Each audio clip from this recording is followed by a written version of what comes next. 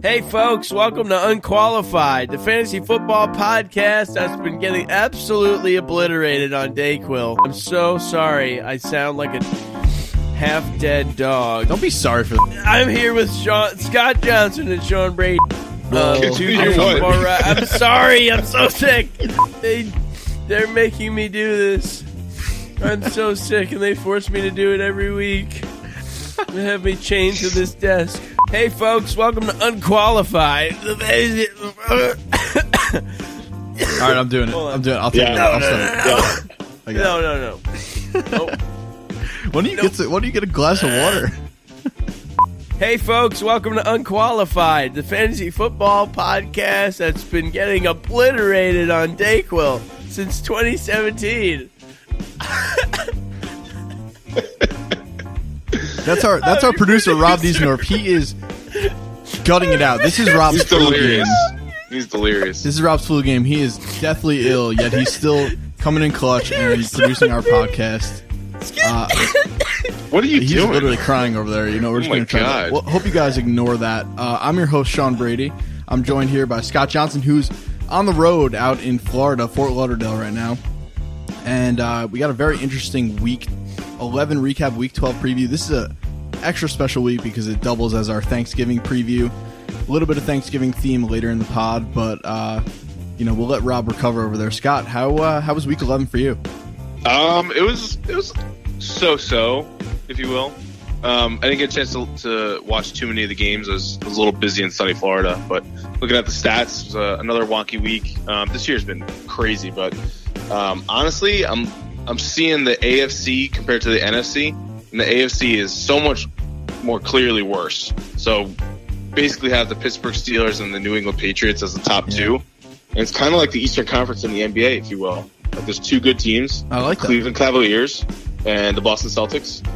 And like everything else is pretty much trash. Like in third place right now for the playoffs in the AFC, we have the Jacksonville Jaguars. That's 7-3. Wow. So what are they? What is their NBA affiliate? The Atlanta Hawks. I don't even know what else. What a somewhat shitty but somewhat good team is in the NBA. But that's what the Jaguars are, if anything.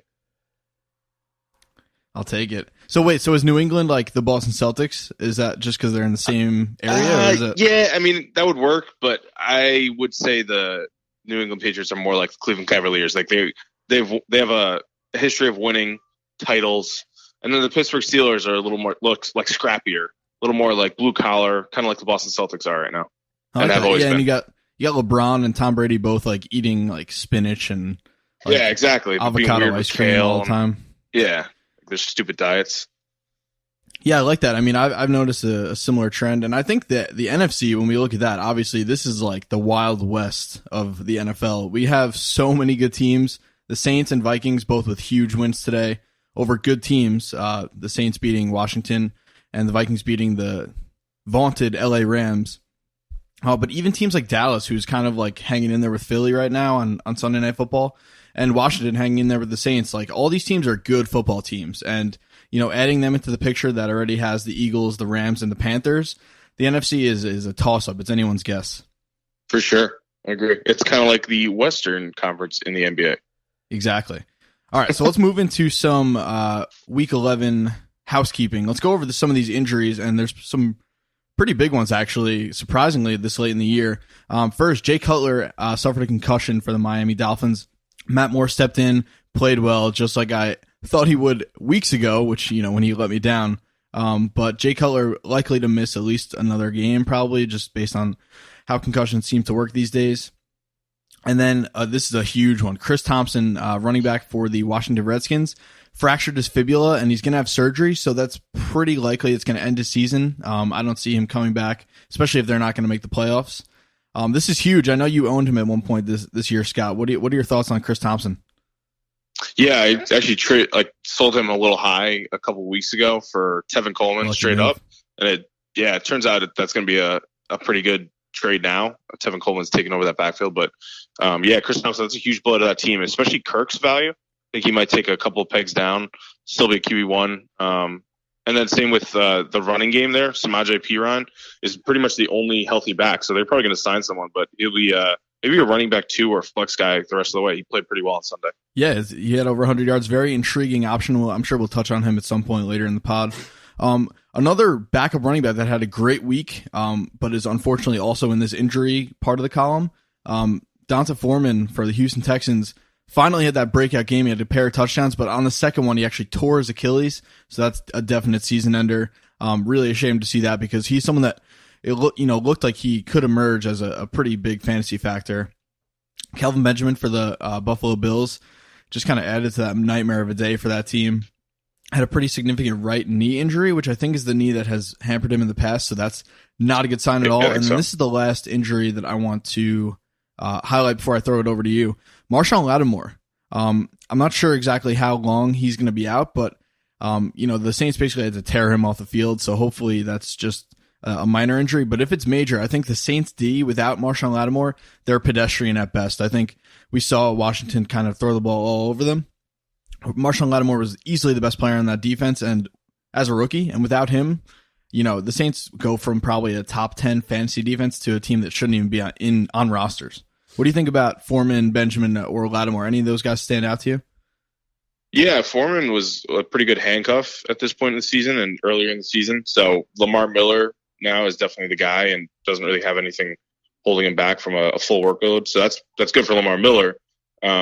Kelvin Benjamin, that's a tough one. He wasn't even, his preview or premier game was Thursday Night Football, and he didn't play in that one. And then the next week, he only had 3 catches for 42 yards, and this week he got hurt. So that's a tough blow. He'd probably be out for at least a couple of weeks, I'm assuming.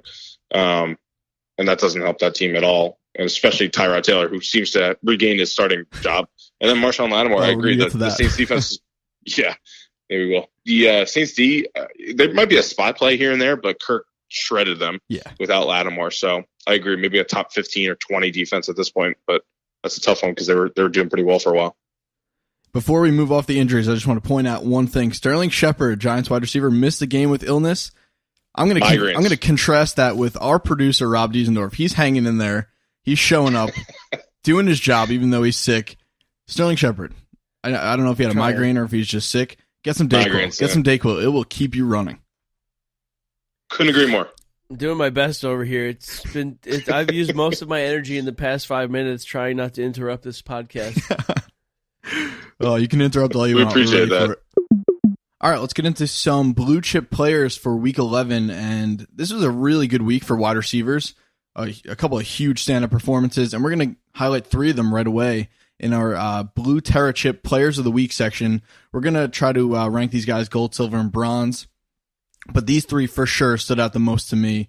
And that's Antonio Brown on Thursday night for the Pittsburgh Steelers, Keenan Allen on Sunday afternoon, I guess it was, for the Los Angeles Chargers, and Kenny Stills on Sunday, the 1 o'clock game for the Miami Dolphins. Scott, which one of these guys do you think deserves the gold medal for Blue Terra Chip Player of the Week? I think it's got to go Antonio Brown. He had 10 catches, 144 yards, and 3 touchdowns. And this is all a week away from a 3-catch and 47-yard effort last week.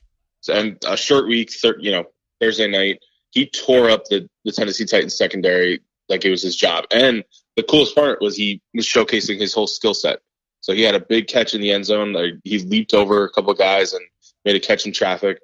He was making his catches on the sideline like he always does. So he showcased everything that we obviously know he has, but hasn't shown the past couple of weeks. And this is a huge bounce back week. He's the number 1 wide receiver in fantasy, and I think he takes the gold this week. Yeah, I'm 100% in agreement on that. He was just as good as he is pretty much every week. Just I think the biggest difference was Ben looked to him a little bit more than he did in weeks past. Yeah. For silver, I'm going to nominate Keenan Allen. This guy's an absolute technician. He just shredded the Buffalo Bills secondary for 12 catches, 159 yards, and 2 touchdowns, and did most of his damage in the first half. He actually, I think, sat out the entire fourth quarter. This is like what happens when the Warriors just go off on an NBA team and they sit everybody at the end of the game. Yeah. So this stat line could have been even crazier. And it's finally a breakout game for him. He was a little quiet for most of the year, but I think, if Philip Rivers is going to start clicking with him like he did this week, I think you can't keep him out of your lineups. Yeah, I think he doubled his touchdowns. I think he only had one coming into this game. Yeah. So now he has three. But the coolest part was he had 2 touchdowns early in the game, like within 3 catches. He had 2 touchdowns or 4 catches. So he had 8 more catches without a touchdown after that, and then sat out a whole quarter. So that's a really good, good sign. I think he's a wide receiver, maybe like fringe wide receiver 1 and 2 in between. Yeah, absolutely. All right, and then let's just touch on real quick before we move on. Kenny Stills. This guy actually has been in the blue chip column a couple times this year. Yeah, he has. And he put up a 7-catch, 180-yard, 1 touchdown stat line. Working with Jay Cutler and Matt Moore. I think he caught his long touchdown from Matt Moore. Kind of out of nowhere, but I really can't dispute what this guy did this week. Looking really great for the Miami Dolphins. He's just a spark plug. Yeah, he plays better with Matt Moore, not Jay Cutler. Yeah. And he pretty much took over like a bunch of production that Devontae Parker should have had. Devontae Parker only had 4 catches for 24 yards, I think. But yeah, he looks like maybe the second option behind Jarvis Landry when Matt Moore is the quarterback. Yeah, I agree. I think Stills, this is kind of a scenario that I might touch on a lot in the offseason. Stills is the case where he's like a bona fide starter. Like he's a workman-like NFL player. And you compare him to Devontae Parker, who's more of like a hypothetically, freakish talent guy. I'll take the guy that's going to produce all day because Kenny Stills has jets. He can catch the ball. He makes things happen. Devontae Parker, he's big and he's fast and he's strong, but he doesn't get things done. So, I'm going to look for guys like Kenny Stills moving forward. He's like the workman, blue-collar guy that just brings his lunch pill in, does his job every day. And Devontae Parker is like the Hollywood actor that kind of takes some plays off and like is overrated and doesn't produce what he's supposed to. Yeah, I agree. I mean, do you like Kenny Stills or Devontae Parker the rest of the year? Let's say with both quarterback, like either quarterback. So let's say Jay Cutler comes back next week and is the quarterback the rest of the year, or Matt Moore takes over for the rest of the year. Who do you like more? I like Stills. I think his ceiling is just a lot higher, and both their floors are obviously very low, but if you're going to go with that, you might as well go with the guy that can get in the blue chip column multiple weeks throughout the year. Yeah, well, Stills has had these games, like these unbelievable games this year, and Devontae Parker hasn't done anything like this. Yeah. His best game was like 76 yards and a touchdown, so I would take Stills as well. I agree. Awesome. All right, so we're in agreement there. The next section we might have a little bit of disagreement, but the quarterbacks. This is kind of like the old guard of QBs. We have some very familiar names here. We have Ben Roethlisberger, who played well on Thursday night, obviously throwing the ball to Antonio Brown. Kirk Cousins played well against the Saints. Tom Brady had a phenomenal game against the Raiders. Really pissed me off because I was hoping they would, drop the ball a little bit. And then Drew Brees, bounced back with a huge yardage output against the Redskins. And again, is just the general of that vaunted Saints offense. All 4 of these guys are in the QB1 discussion. Which one of these guys do you like the most moving forward? I mean, definitely Tom Brady. Out of these 3 guys, Tom Brady has like 2 interceptions all year. Okay. But after that, I mean, he's in a class of his own, I think, for the rest of the year. But after that, I would actually say Drew Brees. And reason being that run game is so good that it sets the passing game up pretty well. And he's been a little quiet the past couple of weeks, but I feel like he's only going to get better from here. Like as of last week before this game, he was on pace for 25 touchdowns for the year, which would have been his lowest production of touchdowns since 2008. And now he had 385 yards, 2 touchdowns. I think he kind of showed that, yes, the run game is good, but it's not as sustainable as his production. So I like Drew Brees a little bit over Kirk Cousins the rest of the year. And then Big Ben is my 4th out of those guys. Yeah, see, I agree with you on Brady, but I think Cousins is number 2 there. Cousins, he's making it happen with like these no-name guys. Like I couldn't even tell you 2 of the 3 touchdowns that he threw this week, what the guys' names were. So he's just spreading the ball around and making things happen. He is the absolute centerpiece of that offense. Whereas I think Brees is kind of like realizing that in order to, for the team to succeed, he has to take a step back and let the backs do their work. The only thing that scares me about Cousins, I agree with you on that, but the only thing that scares me about Cousins is that he just lost Chris Thompson, who was like almost his best receiving option. Like wide receiver wise, he didn't really have any go-to guy, although Josh Doxson played pretty well. but I think Chris Thompson was his best option out of the passing game, but he still did pretty well. So I would consider him like a QB1 fringe guy. All right, so before we move on, we got to mention Blaine Gabbert for the Arizona Cardinals. 257 yards, 3 touchdowns, 2 picks. So, an up and down game, but I thought he played really well. And I think most importantly, he doesn't limit what the rest of his teammates can do, which is huge. Yeah, I mean, he threw it to Larry Fitzgerald a lot. Larry had 9 catches, which is a good stat. I think I don't know if we mentioned this, but Blaine Gabbert pretty much specifically throws to the slot, and that's where Larry Fitzgerald runs most of his routes at this point in his career.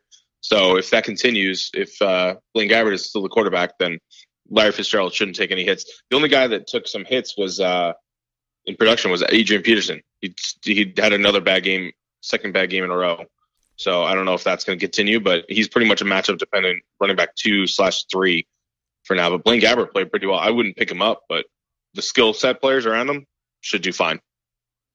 Yeah, I'm with that. All right, let's talk about some running backs that were unlike Adrian Peterson and had really good week 11s. And we got to start with the New Orleans Saints. Both guys, Alvin Kamara and Mark Ingram. Ingram had 11 rushes for 131 yards and a touchdown. That's a crazy yards per carry average. And then Kamara getting it done on the ground and in the air. These guys had 25 PPR points for Kamara and 24 for Ingram. That's almost 50 PPR points from one backfield. These guys are both running back ones. Where do you see these guys?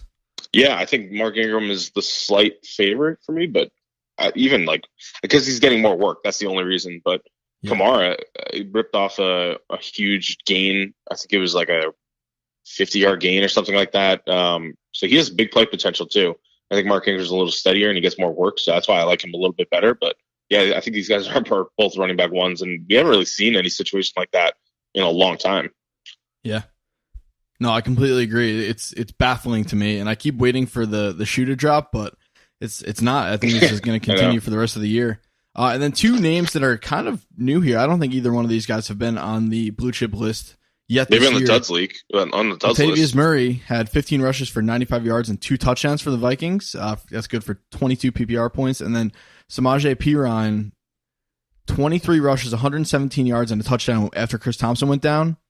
That's a huge game. Obviously, both these guys are guys that should be rostered, but which one do you have more confidence in moving forward?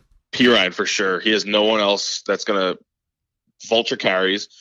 Like Latavius Murray has Jerick McKinnon, and this is just what's that thing? He goes back and forth. Oh, the seesaw. Seesaw. I was going to say a teeter-totter or something. I don't know. No, I think that's also a name that you can use for it. Thanks. Yeah, I don't think so. I like that better. I like teeter-totter better. Yeah, okay. The teeter-totter seesaw, it's like a seesaw between Latavius Murray and Jerick McKinnon. It's, Russian roulette. You don't know which guy is going to go off on any given week, and it doesn't matter matchup.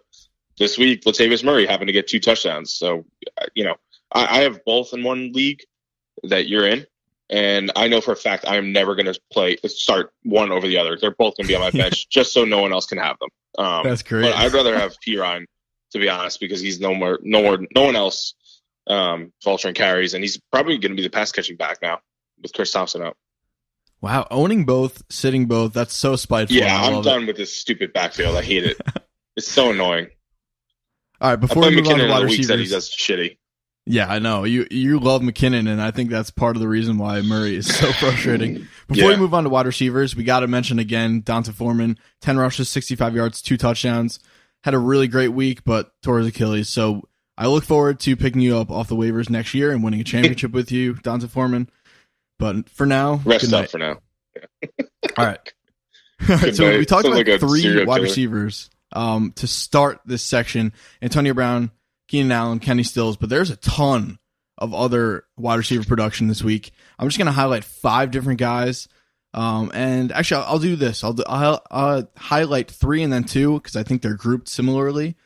So the first group would be Brandon Cooks, Adam Thielen, and Larry Fitzgerald. All 3 of these guys went off, got in the end zone with varying levels of quarterback play. And I think, all 3 of these guys should be in lineups, but which one do you want the most on your team? Yeah, it's tough to say. I think if you're looking for consistency, it's got to be either Adam Thielen or Larry Fitzgerald. They're both target machines. They both pretty much work out of the slot. Adam Thielen has been unbelievable. He's actually been a big threat guy this year too. He had a big yardage gain. I think it was like a 70 or 60 yarder or something like that today. And it doesn't matter who his quarterback is. Same with Larry Fitzgerald. So it's really a toss up between the two of them. Maybe I'd probably rather have Thielen, to be honest, this year, because he has a second string quarterback throwing it to him, not Blaine Gabbert. But Brandon Cooks he's not consistent week over week, but he can have weeks like this where he just goes off. But it's kind of roulette with him too. So I'd rather have Thielen, then Fitzy, and then Cooks in that order. They're probably all wide receiver 1/2 tweeners there, though. Yeah, for me, it's Thielen, no doubt. I think he's actually like a wide receiver 1 now, whereas the other two are more that wide receiver 1, wide receiver 2 territory. Yeah, I can see that. Let's move on to the last two that I want to highlight, and that's Devontae Adams, who had 126 yards playing with Brett Hundley, and also I have to mention Hundley had a terrible game, so this stat line's even more impressive. And then Rashard Matthews for the Tennessee Titans on Thursday night had 5 receptions, 113 yards, and a touchdown. These guys are both probably like wide receiver 2s, maybe lower end week to week. But which one do you trust most? I would trust Devontae Adams the most because he's getting the most work with Hundley. Brett Hundley's just looking for him early and often. Jordy Nelson had a terrible game. With Rashard Matthews on Tennessee, their other wide receiver, their 5th overall pick, Corey Davis, had 7 targets, which was the second most on the team behind Delaney Walker. So Rashard Matthews had a pretty big game, but it's not sustainable long term. So he could have had 5 catches for 50 yards and 0 touchdowns. On the same token, if he just didn't rip off that big play. And he's not really a big play guy, so I'd rather have Devontae. Absolutely. And let's get to some tight ends. And I'm so happy that I'm the one introing the blue chip section because I get to talk about Ricky Seals-Jones, the Arizona tight end that had 3 receptions, 54 yards, and 2 touchdowns. That's good for 20 PPR points. Literally came out of nowhere. I think if I had to gamble, I'd say he's owned in less than 1% of leagues. I did not see this coming at all. Do you think this is a guy we should consider picking up? No. I like that. Nice and simple. No, we're talking about joining Jermaine Gresham as Arizona tight ends that are joining blue chip territory, but not worth picking up. I agree. Yeah. No. All right, so let's talk about some guys that are already on rosters, and that's Travis Kelce, who had a 100-yard game, but also threw a pass that was picked off, and I will talk a lot about that in the dud section. And then Delaney Walker, who had 6 catches for 92 yards. That's good for 15 PPR points, but he also dropped a short touchdown. So both these guys had good games that were kind of marred by, big time negative plays. Which one I think Kelce is pretty much like the favorite here, but can you see Delaney Walker emerging as like a top 5 tight end moving forward? For the rest of this year, probably not, just because the play of Marcus Mariota, his quarterback, has been so bad. I mean, Mariota looks like a college quarterback this year. It doesn't make any sense. He does have a lot of like lingering injuries though, his hamstring and his ankle and stuff like that. So that's probably why we'll chalk it up to a lost year, like because of that. But even Walker's been a little off with injuries, and he dropped literally like a perfectly thrown ball in the end zone. So I'd rather have Kelce, but Delaney Walker for top 5, I'd say maybe like top 10, but he's like a fringe starter. Yeah, I'm with that. Now. And before you move on, O.J. Howard had a good game. Do we care? Does it matter to us? No, it's ridiculous. Okay, me neither. I don't think so either. So stupid. I don't get them. Do it week to week, and I'll think about picking you up O.J. Howard. Yeah, I already rostered you twice this year. I'm done. I'm not falling for it. All right, so let's talk about some defenses, and 3 in particular had exceptional days. The Jaguars, I think we all thought they were going to crush the Browns, and they did. That's good for 27 fantasy points. I think they had a pair of defensive touchdowns. Just DeShone Kizer was completely overmatched. But the Baltimore Ravens also had a field day with a young quarterback, Brett Hundley, playing for the Packers. Just absolutely lit him up all game long. And then the Chargers, again, there's a trend here playing against young quarterbacks. They had 5 picks in the first half. They also had a fumble recovery and 2 total defensive touchdowns against the Bills. Just absolute devastation there. I think the Jaguars obviously are like the number 1 defense right now that people should be owning. But which one, the Ravens or the Chargers, do you think either one of those teams can play this well consistently moving forward? I think the Ravens can. I mean, you look at like the Bears defense against Brett Hundley last week or 2 weeks ago, and they were supposed to be like one of the best defenses that week, and they really weren't. Brett Hundley really held his own against them, and the Ravens just made him look terrible. He had 3 picks or something like that. Yeah, he had 3 picks. Yeah, but I think the Chargers defense, the reason they did so well is because they had a young rookie quarterback that literally threw 5 interceptions in one half. He looked absolutely putrid. Yeah. And this is just like a matchup thing. The Bills are kind of falling apart at the seams here. So I mean, the Chargers are a nice pick probably, but I wouldn't say they're every week starter. I'd say they're spot pick. Yeah, I completely agree. I think Joey Bosa and Melvin Ingram are tempting, but you can't really count on consistent production for the Chargers, especially because they just always find a way to blow games late. So exactly, they're more of a week-to-week spot pickup. I agree. And then a couple kickers real quick. Chris Boswell on the Steelers had 4 field goals and 4 extra points, and then Will Lutz on the Saints had 4 field goals and 2 extra points. But the kicker I want to talk about most, Scott, is Camus Grugier-Hill, linebacker for the Philadelphia Eagles, that is filling in after Jake Elliott got hurt on Sunday night. This is one of my favorite things in sports, is when a position player has to step in and start kicking because their kicker got hurt. It just, I can't explain why, but it just gives me so much joy. Looked him up, and he was a punter in high school. Oh, wow. Nice. Yeah. So it's pretty cool. He's got the pedigree, you know? He's got the pedigree. Yeah, exactly. Yeah, he has the experience there. But this is like that safety on the Cowboys that filled in for Dan Bailey when he was out, too. I forgot his name. Yeah. I think it was Heath. Yep. Jeff Heath or something. And he did pretty well, too. But you're seeing, like, on Sunday night, the Eagles are just doing 2-point conversions. They're not letting them do extra points. Camus Grugier-Hill is just kicking kickoffs. Let him kick. Let him kick the extra points. Yeah, he kicked it off in the end zone. His first kickoff is pretty good. All right, so those were our blue chip players of Week 11. And now we're going to talk about the duds, the guys who lost you the week. And this is a little bit of a special occasion. We're going to talk about 3 coaches that probably lost you your week. And we're going to, again, rank them gold, silver, and bronze, the Milk Duds of the week. And those 3 nominees are Kansas City head coach Andy Reid, Buffalo head coach Sean McDermott, and Tennessee head coach Mike Mularkey. Scott, which one of these guys should be the gold medalist for Dud of the Week? Yeah, look at my chops thinking about these 3 deadliest coaches of this past week and pretty much the past couple weeks. But I would say Andy Reid. I think the fact that they lost to the Giants and they didn't score 1 touchdown on the Giants, who are pretty much the second worst team in the NFL besides the Cleveland Browns, speaks volumes to his play calling. The fact that he's not getting the ball to Kareem Hunt in space, he's just giving the ball to Kareem Hunt up the middle and letting him kind of try to go through the offensive line, which isn't his skill set. It baffles me. The fact that he's giving him less than 20 carries a week baffles me. So he's not utilizing the talent he has around him. He's never been, and he's also never been a head coach that does clock management well. But this team started off like 5-0. Now they're 6-4. So they're on a pretty big skid, and they don't look like the best team in the NFC anymore.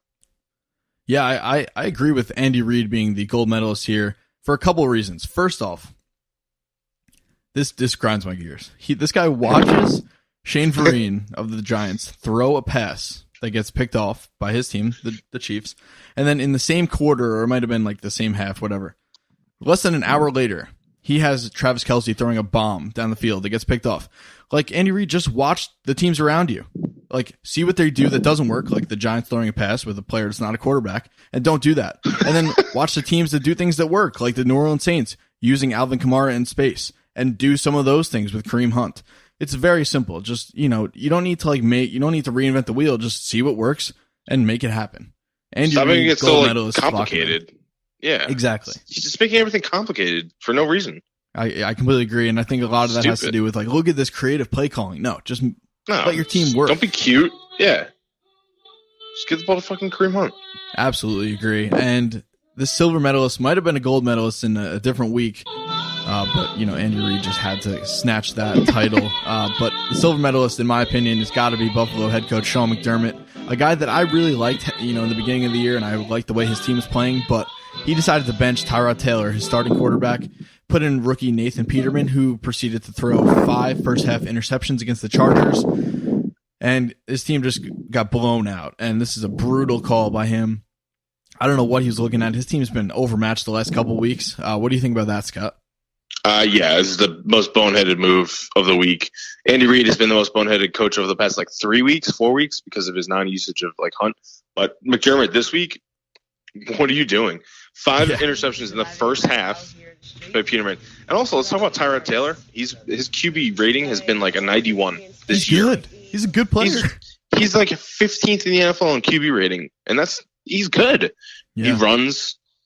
He takes what the defense gives him. He's mobile, but not first.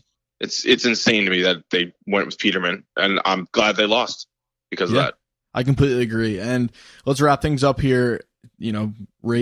Just taking out these head coaches one by one.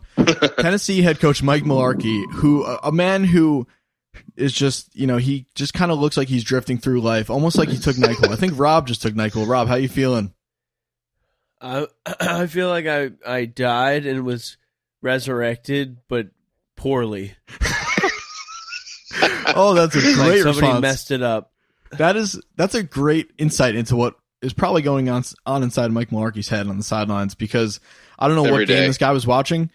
His team played extremely well for one drive towards the end of the first half, where they ran the hurry up offense, which I think suits Marcus Mariota extremely well. We watched him excel in that in college at Oregon, and they proceeded to score a touchdown on the drive and then never go back to that. And they got shredded by the Steelers. So, it's almost like fixing something that wasn't broke. They finally might have found something that works for them, and then they just never went back to it. Scott, what do you think about Mike Mularkey and the Titans? Yeah, he just looks lethargic on the sidelines. He's not a motivator by any stretch of the imagination. But the fact that to be honest, they're 6-4. It's not bad, and they're in second, a close second place in that division to the Jaguars that are 7-3. But they just look.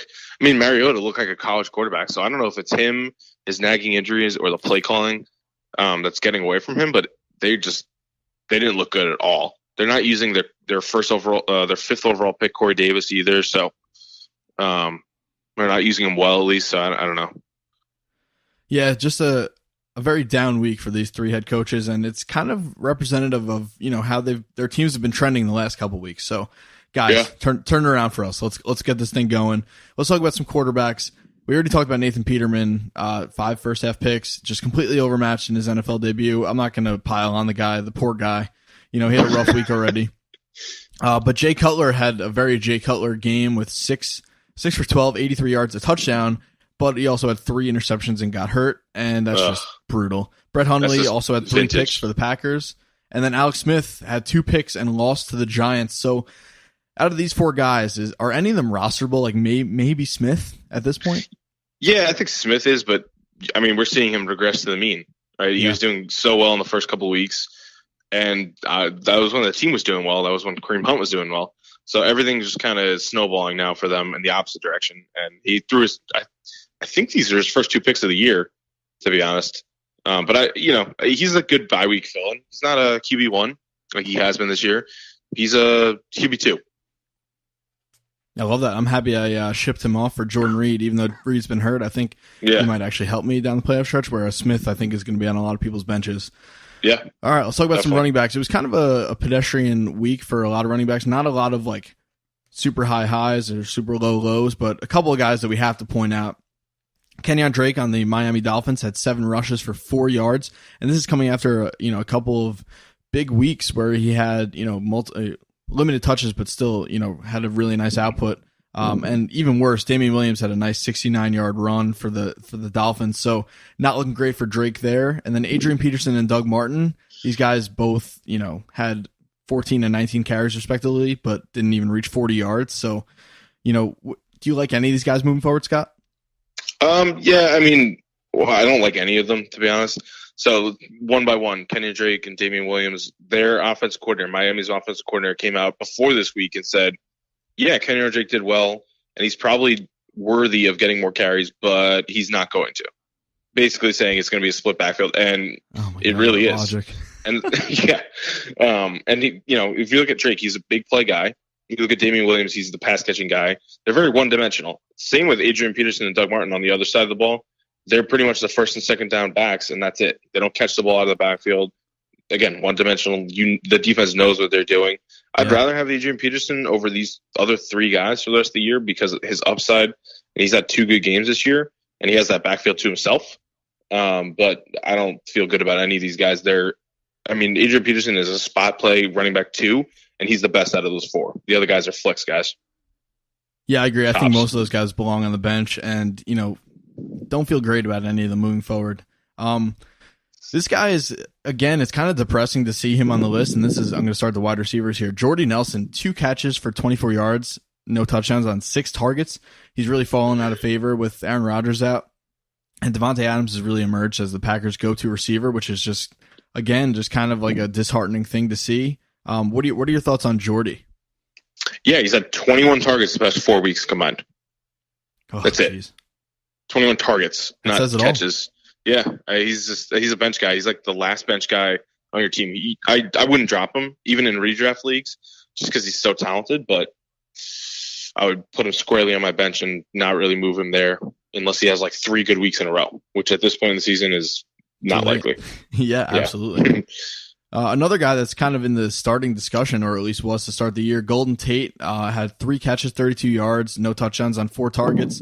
And the other Detroit Lions wide receivers had pretty good weeks. So what are your thoughts on him moving forward? Is he kind of like a matchup play, I guess? Yeah, I'd say he's almost matchup proof, but 4 targets scares me a little bit, especially with Jones and the other guys doing pretty well. But he had 3 good weeks in a row where he had at least like 6 catches each week. And I think 2 out of the 3 weeks he had a touchdown. So this could be chalked up to just an off game, I think. He's their slot guy. He's probably the best receiver they have, to be honest. Yards at the catch wise and everything. So I would still put him in lineups, but maybe like a high end flex guy, low end wide receiver 2. Yeah, it makes sense to me. All right, and then the last guy we already talked about him a little bit, and we're not going to really elaborate, but I think Devontae Parker is going to be patient 0 in my hypothetical fantasy football players club. This guy, has all the talent in the world, but he just doesn't produce. So, he's probably the number 1 case study for me to kind of, build my case on. For the hypothetical star club? Yeah, exactly. Because they're never stars. They're just, do you think they're going to be every year and they never are? Kobe Fleener is probably in there, guys like that. Kobe Fleener, Devontae Parker. Yeah, I can see that. We'll have to add more guys to that, but he's squarely in number 1 spot. Yeah, but we'll workshop it. We'll make it happen. Yeah. All right, let's talk about some tight ends. Evan Ingram had 1 catch for 9 yards, no touchdowns on 6 targets. And then CJ Fedorowicz had 2 for 18 on 2 targets. And Cameron Brate of the Tampa Bay Buccaneers had 1 catch for 12 yards. I think we agree that Ingram's a guy you can trust week to week. This is probably just an aberration. And, the other 2 are, I don't even really want to talk about, to be honest with you.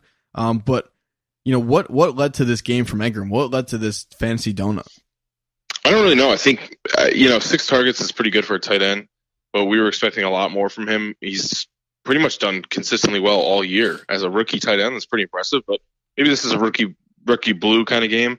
The other thing is, Sterling Shepard, their top target, was out with migraines, so they really didn't have anyone else to get the pressure off of him. You saw the run game with Orleans Darkwa do pretty well, so we could chalk it up to, game flow. They didn't score a touchdown. Neither of these teams did. But he should be fine moving forward as I wouldn't say top 5 tight end. I'd say like top 10. Yeah, I'm with that. Absolutely. You could trust him a lot more than the other 2, and I know that's not saying much, but I'll plug Evan Ingram into my lineup and feel okay about it. Let's talk about some defenses before we get out of here, and kickers. The Saints, this is probably my number 1 dud of the week on D. They had just an abysmal game against the Washington Redskins, and then they also lost Marshawn Lattimore, so that's just a big net negative. And then as far as kickers are concerned, Greg Zuerlein, 1 for 1 on extra points, but didn't get to kick any field goals. So it's not really him being the dud. It's kind of just the Rams having an off game. And Kai Forbath on the Vikings had his first 2 missed field goals of the year. Hadn't missed one all year, missed 2 in this game. Did have 3 extra points and another field goal that he made. So kind of salvaged an okay fantasy day, but you expected more from a guy that's been a stud just like Zuerlein all year. All right, so that does it for our Week 11 recap. Now it's time to look ahead to Week 12. And this one's a pretty special week. There's no bye weeks, and it's Thanksgiving week. So we have 3 Turkey Day games Yeah, baby. They are Minnesota Gobble, gobble. Vikings at the Detroit Lions at 12:30. The Los Angeles Chargers at the Dallas Cowboys at 4:30, and then the New York Giants at the Washington Redskins at 8:30. Three pretty good games, if you ask me. And we're going to get right into it with our Would You Rather. The wild cards you'll see have a little bit of a Thanksgiving flavor to them. But we're going to start with the quarterbacks, and you guys know the drill by now. It's good, moderate, and bad matchups. So, Scott, out of Cam Newton at the New York Jets or Carson Wentz versus the Chicago Bears, which one of those good matchups would you rather have in your lineup? The Bears is going to be home. And Cam is always, he's been on a heater lately, but the Jets have like a scrappy good offense, and they're just getting off the bye. So I could see them having an okay week against Cam. Yeah, and the Eagles are just a freight train rolling through the entire NFL right now. So hop aboard with the Wentz wagon, Carson Wentz. I agree. Moderate matchup: Kirk Cousins on Thanksgiving against the Giants, or Matt Ryan at Tampa Bay. I think that's on Sunday. I'm taking Matt Ryan at Tampa Bay. Tampa Bay's defense is just so bad. I mean, obviously they had 3 picks against. They had 3 picks this week against Jay Cutler, but it's Jay Cutler, yeah. So I'll take Matt Ryan. He's been getting the better. He's had 2 touchdown passes each of the last 3 weeks. Yeah, I like that, but for me, it's got to be Kirk. I mean, I think the Giants game against Kansas City this week was kind of an aberration. I think those divisional games in the NFC East are always just wild, and I think Kirk Cousins is going to have a big day against the Giants. And then lastly, let's look at one of the other NFC East quarterbacks, Dak Prescott, playing against the Los Angeles Chargers, or would you rather have Derek Carr against Denver? So those are the bad matchups for the quarterbacks. Those are both really bad matchups. I take Carr. I think the Chargers defense is on a heater after picking off Nathan Peterman 5 times in the first half. Dak just had 3 picks. So between those 2 combos, I'll take Derek Carr versus Denver. Denver's a terrible defense. Yeah, I'm with you on that. Completely agree. Derek Carr over Dak. All right, and the wild card. Would you rather be forced to go Black Friday shopping at 6 a.m. or only be allowed to eat turkey for dinner, no sides? Ooh, this is tough. Oh. I'm also going to take this up a notch. Would you rather only be allowed to eat turkey, no sides, but also no condiments, no gravy or anything like that, just plain turkey? I'll go Black Friday shopping. I don't even like turkey to begin with. I have like 1 or 2 slices a year. I'm a ham guy, so I'll go Black Friday shopping. Yeah, I think Black Friday shopping, at least like you get like an interesting experience out of it. Like turkey is just so overrated. Is it even overrated? I feel like no one actually likes it. Turkey is just a downer. They have to have it, Thanksgiving. Yeah. If you don't have the stuffing, it's almost like, why are you even eating the turkey at all? You know, I agree. I have it with the cranberry. The gravy. I gotta have it with the cranberry sauce. Otherwise, it's like inedible for me. Yeah, you gotta have it with gravy. You gotta like soak it with gravy and cranberry on the side, and like dip it in when you want. I don't know. And that's just to make it edible. Yeah, exactly. And you're not even eating, like, you're eating the gravy and the cranberry sauce. You're not eating the turkey. Exactly. Can we move on to like rotisserie chicken instead of turkey? Like, can that become a trend? Because I would get on board with that. Yeah, I agree with that. Could happen. All right, so I think we're in agreement there. We will go Black Friday shopping, even though I'd probably rather just chill out on the Friday after. Yeah, 6 a.m. is rough too. I was going to say that, but I still do that. But this has to do with the bad matchup really quick. I said Denver's defense is terrible. I meant their team is terrible. The Denver's defense is okay, but their whole team is just the team is terrible. That's what I meant to say. Sorry. Anyway. You don't want their defense coming after you, Scott. That's a good call to fix that. Yeah, sorry. All right, let's get into the running backs. Good matchups. We have Kareem Hunt against Buffalo, who just got torched by the Chargers, or DeMarco Murray at the Indianapolis Colts, who are coming off their bye. Scott, what do you think? I'll take Kareem Hunt versus Buffalo. Buffalo's defense 2 weeks ago gave up 5 rushing touchdowns to New Orleans. And, with DeMarco Murray, his week last week where he had 3 touchdowns is probably going to be his best week of the year. So I'll take Hunt. Yeah, I'm with you. I really hope Andy Reid straightens it out and gets Hunt the ball. But I'll go with him, hoping that his reemergence comes in week 12. Moderate matchup, we have Orleans Darkwa at the Washington Redskins on Thanksgiving, or would you rather have Doug Martin at Atlanta? I'll take Darkwa. He just had a touchdown this week. Over the past 5 weeks, he's been steadily a solid contributor in fantasy and for that team, like at least 50 yards or a touchdown, like in all 5 games. So I'll take Darkwa. Doug Martin's been terrible all year. I don't see that changing. The true definition of a sleeper, Orleans Darkwa. Yeah. All right, and then bad matchup, we have Packers running back Jamal Williams at Pittsburgh or Joe Mixon against Cleveland. I'll take Jamal Williams because I hate Joe Mixon. So, yeah, I mean, it's pissing me off. Cleveland, sure. it felt weird to type Cleveland into that bad matchup, but their run defense is sneaky good. They're good. And Joe Mixon has done absolutely nothing lately. So I'll take Jamal Williams. He had a decent week 11. Pittsburgh's a good team, but the Packers are going to have to move the ball somehow. So I'll take Jamal Williams too. All right, in the wild card, would you rather give up stuffing or mashed potatoes? Stuffing. I need my mashed potatoes. Stuffing. It's great. Don't get me wrong, but it can be bad. Mashed potatoes cannot. be bad. Yeah, that's true. See, I've had some I've had some bad mashed potatoes. Not at Thanksgiving dinner, but I've had some bad mashed potatoes like out of the box. And I don't really like mashed potatoes, to be honest. So I'd rather give up mashed potatoes. Wow.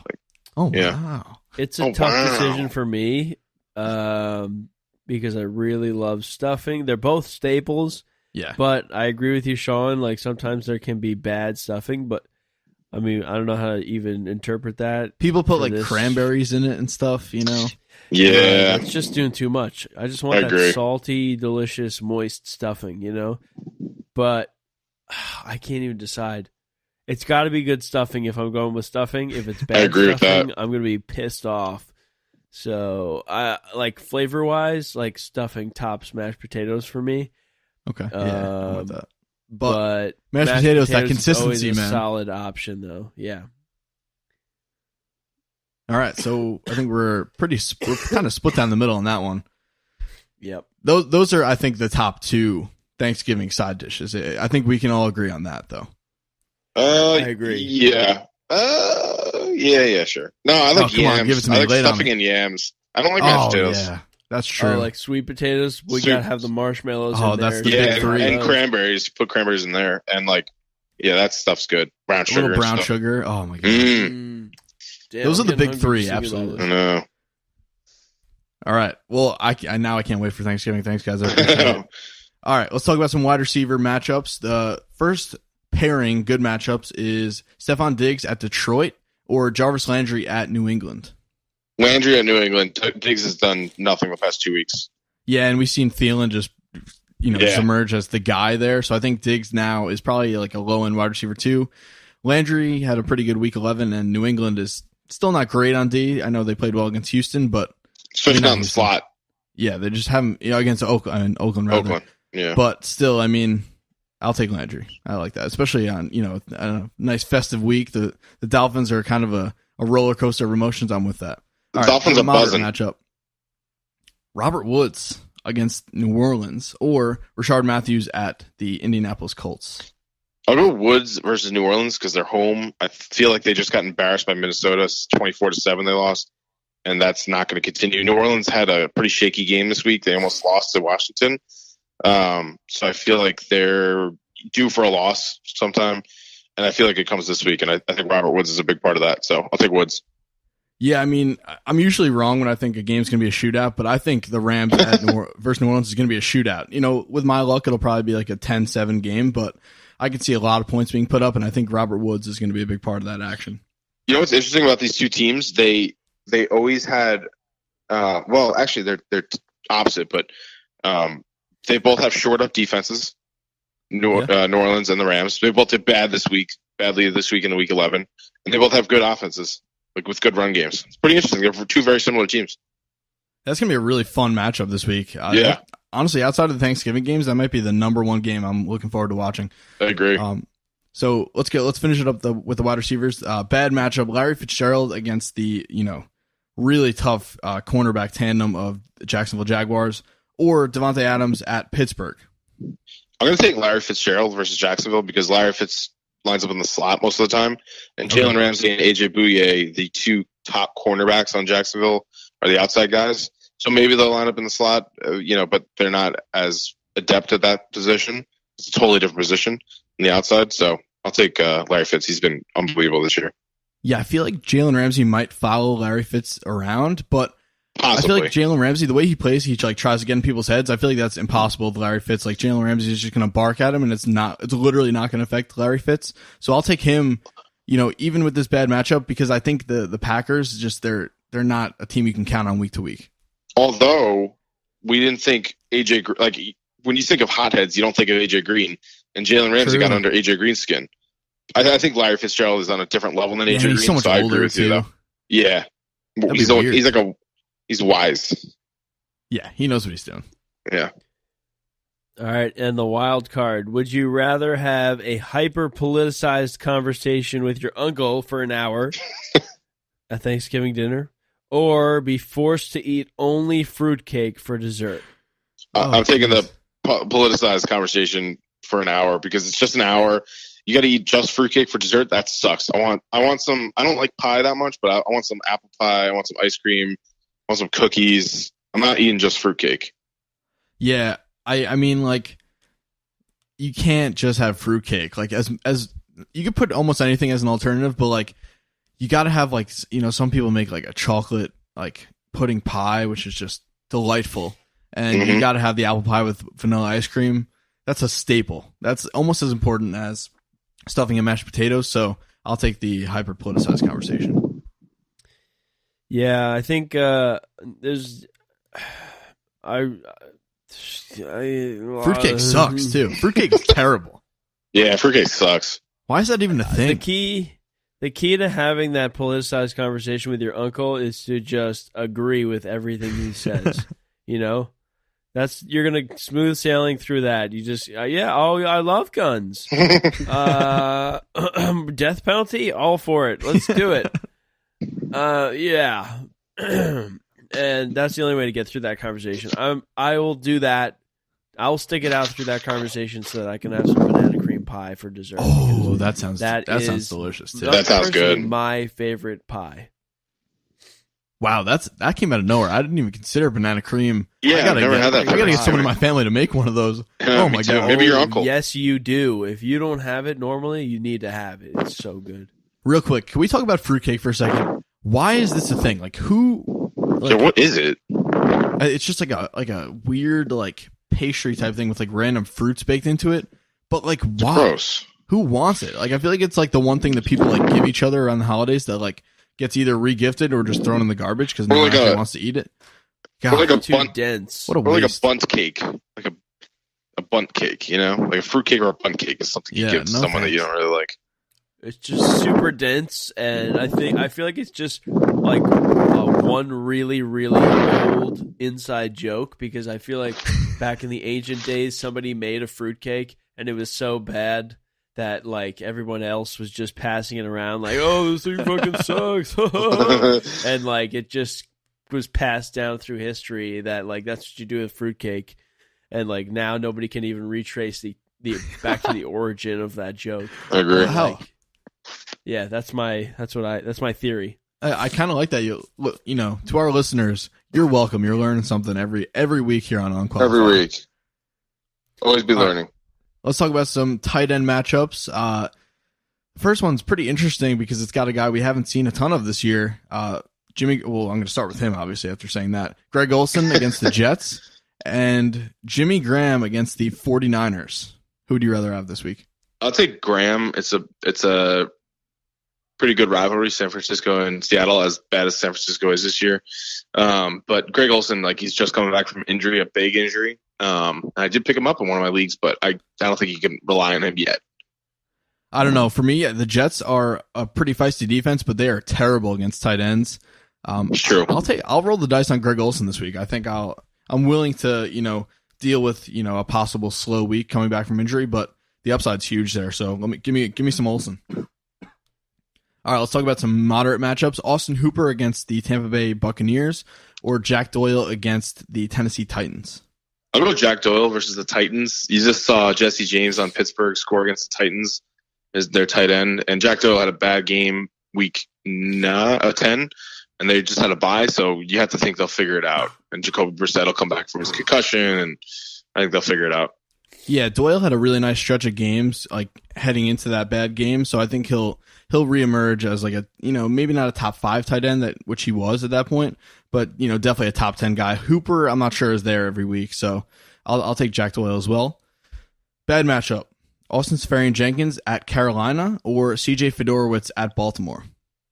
I'm gonna go ASJ at Carolina because C.J. Fedorowicz just hasn't done anything the past 2 weeks, and after coming back from a concussion, ASJ is getting some garbage time work, which might come in handy at Carolina because Carolina plays pretty well at home. So I'll go ASJ. Yeah, I agree. Like, even with the possibility of like Luke Kuechly locking him down in the red zone, ASJ is just huge, and I think it's gonna be a hard fought game, and I think he might be a pretty big part of it, especially if the Jets can get their passing offense going. Mm-hmm. All right, and the wild card. Would you rather get delayed commuting home for Thanksgiving for 4 hours or have to cook the entire Thanksgiving meal yourself? Oh my God. I would rather get delayed because I've had that before, and it's like kind of fun if you're on a train. Well, it's not fun, but like you kind of get into it. You're like, all right, well, I'm going to be here, so I'll just go on my phone and like watch 3 episodes on Netflix of your favorite show. Like, cooking the whole meal sounds so stressful. Cooking is fun, but this just sounds like if you have one bad, like if you make the stuffing bad or the mashed potatoes bad, I feel like that's what people are going to remember, and I don't want that on my conscience. Let me add one variable here that I think you're missing. Like, what if you're not like on a train? What if you're driving, Scott? That kills it for me. I've had that before. When I was coming home from Gettysburg the first time, and it was Thanksgiving. It was the Wednesday of Thanksgiving, and I got delayed. Like, it took me 7.5 hours to get home when it should have taken 3. So it was literally 4 hours, and it sucked. But I wouldn't want to do that again. But I still like would if I put myself in that situation, and instead of doing that, I had to cook a whole Thanksgiving meal. I don't know that I would have picked the meal. It's just so much. Yeah, the only way I'm taking cooking the whole Thanksgiving meal is if I can do it not by myself, but with a nice team. I get the teamwork going. I get everybody's doing their job, like the Patriots, and we just crank out a fantastic meal. That's one thing, but by yourself, that's way too much stress. That's a mental breakdown waiting to happen. That's a multi-day thing too. Yeah, right. Yeah, because you got to prepare the turkey 4 hours. and all that. Oh yeah, no, thank you. It's like 3 I'll days. Take a 4-hour delay. Yeah. I'm torn.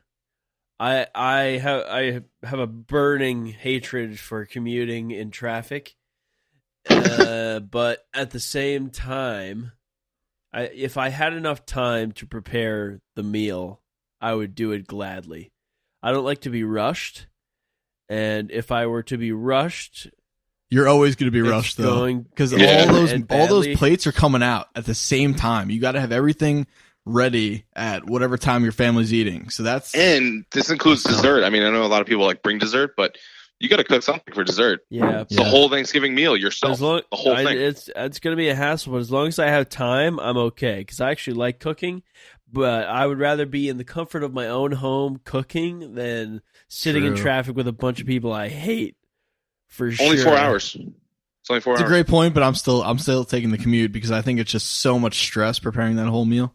Yeah. Also, and I'll play devil's advocate because once you get done with that commute and you get the reward of like just sitting down and eating once you get there, that's like even better. So I'm still gonna stick with cooking the dinner because fuck traffic, but I can definitely see the grass greener on the other side. All right, let's wrap up with some streaming defenses before we get out of here. I didn't even write down the matchups, honestly. At this point, you're good defenses, but if you see the Chiefs, the Redskins I know are definitely a plus matchup this week with the Giants coming to town. And then the Bengals and Chargers both have good matchups. The Bengals are actually pretty nice, have nice matchups moving forward, but we don't actually know how good they are, so I'm kind of going back on my word there. So I would look at the Chargers as my team to pick up as a defense. Yeah, those are all pretty good streaming defenses. One quick thing we want to mention about trade deadline. It's coming up this Wednesday for most leagues. So one thing that I have to say, and I know you have one or two things to say too, is trust your gut and don't unload your studs. Like, you know who your studs are. If you have a Kareem Hunt and he's been underperforming and you know someone's trying to buy low on him, keep him. You know he's going to get better. You can't get any worse. He's getting the lion's share of carries. Trust your gut. Don't unload someone that hasn't been doing well for someone that's streaky and does, have 3 good weeks in a row and that's it all year. Yeah. I mean, that's a great point, and I'm going to kind of echo that sentiment. Like, don't freak out. My best advice would be don't do any trade that you wouldn't do if it wasn't the deadline. So if you're just trading right, and you're making some weird rationalization to yourself, like I need to make a deal before the playoffs, like it's probably not a good deal. And especially this type of deal, which I see a ton of. People tend to like look at their playoff matchups for their players. If you look at a guy like, again, to use your hypothetical Kareem Hunt, like if you look at his upcoming matchup and it's like, a bunch of good defenses, don't just trade him away because he's playing good teams. He's still going to be, at worst, a high-end running back too. So don't just freak out about his matchups. If someone else is going to freak out and say, oh my God, all these bad matchups, like I'm trying to get rid of this guy, that's not something you would do if you weren't at the trade deadline. So, if people are freaking out about that kind of thing, that's when you pounce. You pick up a guy that people don't like their matchup in the playoffs, because honestly, this league is so week to week that those matchups could look completely different by the time you get to them. Yeah. Or someone could get hurt, whatever. And before we wrap up, happy Thanksgiving to all of our listeners. Happy really Turkey appreciate Day. all the love, and we're thankful for you. We certainly are. We're gonna be turkey trotting for you listeners. Oh yeah, we'll be running we do it every turkey year. trot in Kings Park, New York. Thanksgiving Come see morning, us. whether we are intact or not, I may be in multiple pieces. It's going to be ugly. We will be there. Yeah, it's it's gonna be going bad. to be ugly for sure. I'm gonna walk the whole thing this year. And thanks again to everyone for listening. Make sure you say thank you for all the things you have in your life. The joy you get Fantasy out football. of seeing the pain in your friends' faces as you destroy them in your league. Shut up. And I'm not talking about you, but okay, all right. You dick. No, Of course you are. No. And be thankful for your health, because I certainly took mine for granted, and now I realize how nice it is to be healthy. Yeah. Oh, see you later. Fuck you, Rob. Well, Beautifully said. see you later. Thanks. Wow. Well, see you later.